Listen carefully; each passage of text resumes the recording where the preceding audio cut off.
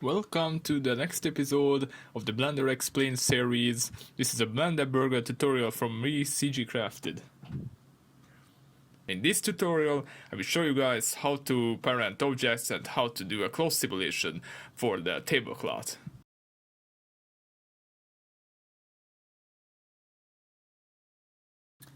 Okay, now I'm gonna add a simple plane for the wall and disable the table content in the viewport. I'm just pushing this wall around a bit. That's it. I will take the camera. I'm not sure if this is enabled by default, it was in all the Blender versions, but Blender has a nice walk camera mode where you can move the camera as if you were in a game, so using W, A, S and D. I've been using this throughout the series, but here I find it useful to mention this. I'm using Shift F to toggle this mode, but I remember I had to add this to my shortcuts in the Blender 2.8 settings in an early beta, so you might not have this. You can toggle this mode from here. Okay, I'm gonna set up the camera using Shift F, and as I mentioned, you can just toggle this mode from up there in the camera menu.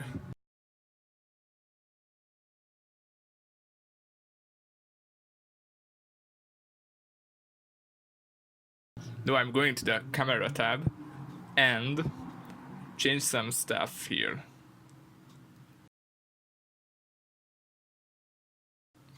Okay, I'm changing the focal length, which is basically how big your field of view will be when using this camera. The smaller the value, the bigger field of view the camera will have. I'm gonna try to put in 28, but I don't like this, so maybe 32 will be enough. I don't want the size to be too visible, because we are not gonna actually model chairs or anything, so it shouldn't be seen from the camera. I'm gonna put this away, select all, rotate them on Z, and put them here. Okay. Our wick and flame is still floating there nicely because they aren't connected to the candle, which is a problem, so we will have to move them away with G for now. But we will fix this in a moment. I'm just trying to place these on top of the table so they won't float anymore. Maybe I should have just pushed the whole table up, but since I started messing with these guys, I'm just gonna have to push them down. Okay, here comes the wick and the flame. And this gives me a great opportunity to show you guys a very cool and frequently used thing in Blender, which will help us move the wall candle.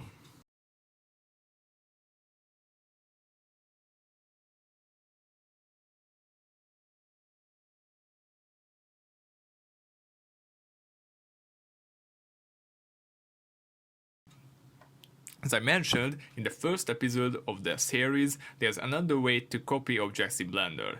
We can do it by pressing Alt-D, which will link the data between the objects. Since we want the plates and the other stuff to have the same properties and materials, I'm using this to duplicate.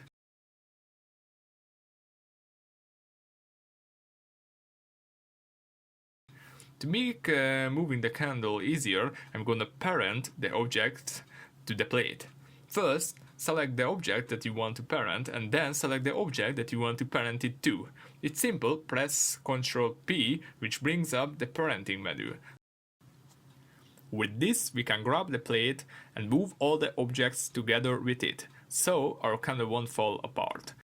I'm parenting the wick and the flame to the candle, but you can also parent them to the plate. In this case it's just preference. Although keep in mind that Blender will remember the parenting hierarchy, so the way I did it is quite useful and makes sense, because we can move everything with the plate, but if we want to only move the candle later, we can do it while also moving the flame and wick with it. See?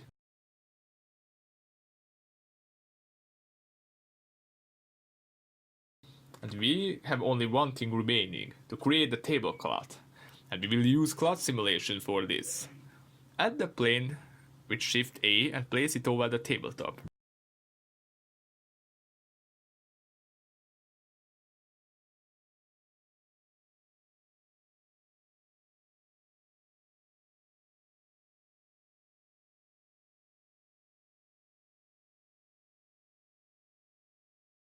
Right click in edit mode and subdivide it sometimes, but be careful not to make it high poly or your computer will explode from the simulation.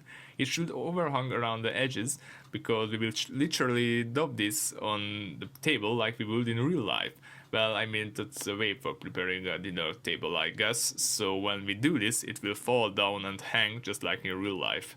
As I showed you before, we have these different tabs and this is the physics tab. Add a cloth simulation.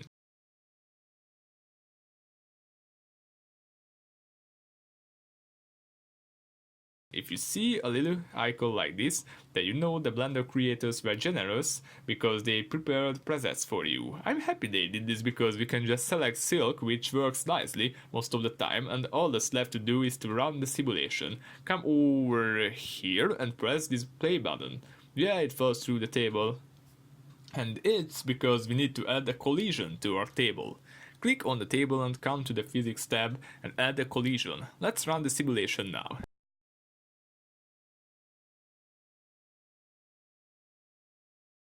Yeah, it's pretty good.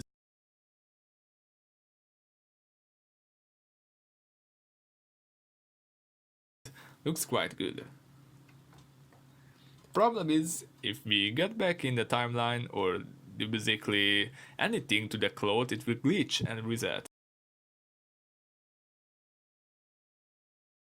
It's because we either have to make the simulation, or in our case, because we only need the final result, we need to apply the modifier.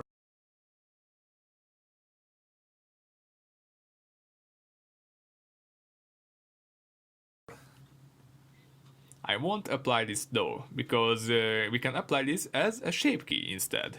Shape keys store different shapes for an object, which we can use to blend the objects with.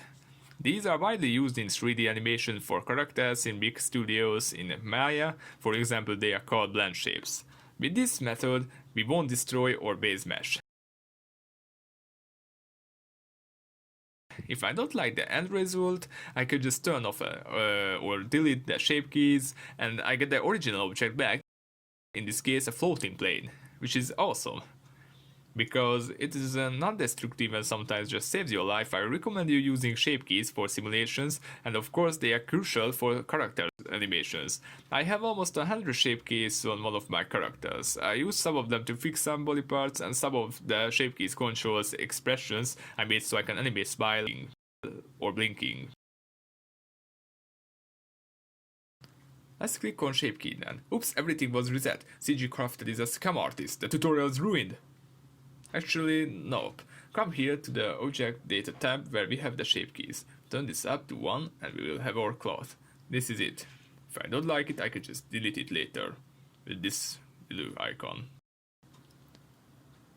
It's very nice that my 3D cursor is on the top of the table. I'm actually going to snap it to the top.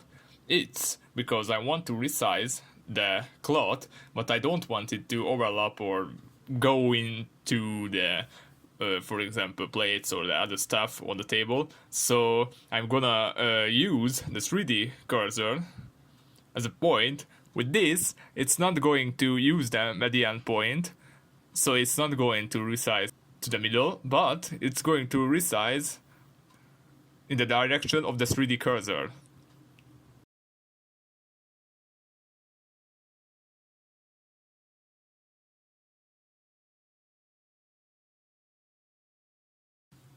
Now I'm adding a Subdivision Modifier to this and we are done. If from your camera angle you can see the edge of the cloth, then I recommend you adding a Solidify Modifier to this so it will have depth. But, oh no, what's this? Oh, the cloth is overlapping. Well, shoot, I will have to redo the simulation to fix this. I'm going to go back into the Physics tab and turn on Cloth Simulation. I'm gonna use Silk again. And I will try to do the simulation again, just to see what's going on.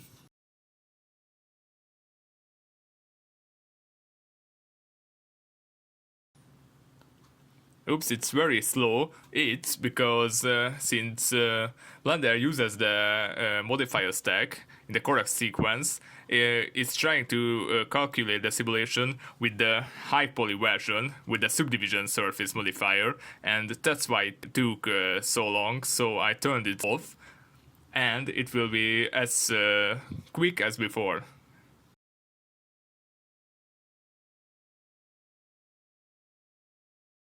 You can try to increase the stepping. Stepping in a nutshell means it will take longer to calculate, but it will be more accurate.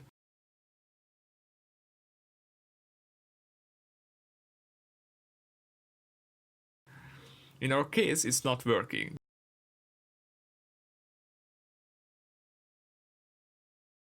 This is when self-collision come in handy.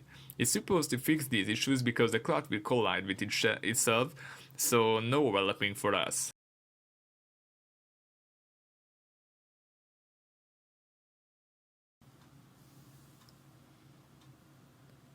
There's nothing really to set here for now, so let's start the simulation. And seems like it's working.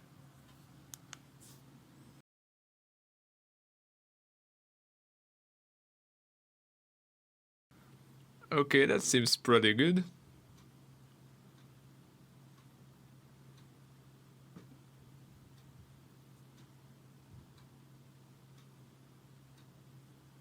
Well, that's okay, I will apply this as a shape key. Turn this on. Turn on smooth shading. And turn back the subdivision surface modifier. And now it will smooth it out. I'm saving the file. And basically that's it for today.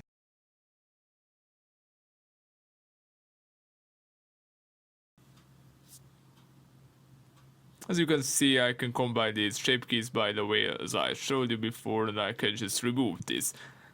And I'm not removing this for now, but no, we don't have much use of it anyway.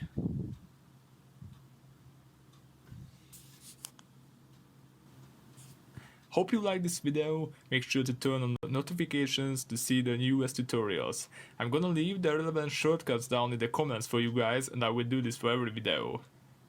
Check out my stuff on CG Trader, I have some free models, and if you want to support me, feel free to buy some models. Links are in the description. At the end of the series, you can give suggestions about my tutorials. For example, if some parts of the beginner series weren't clear enough, or you want to know about the Blender tool in more detail, I can do new tutorials on these topics.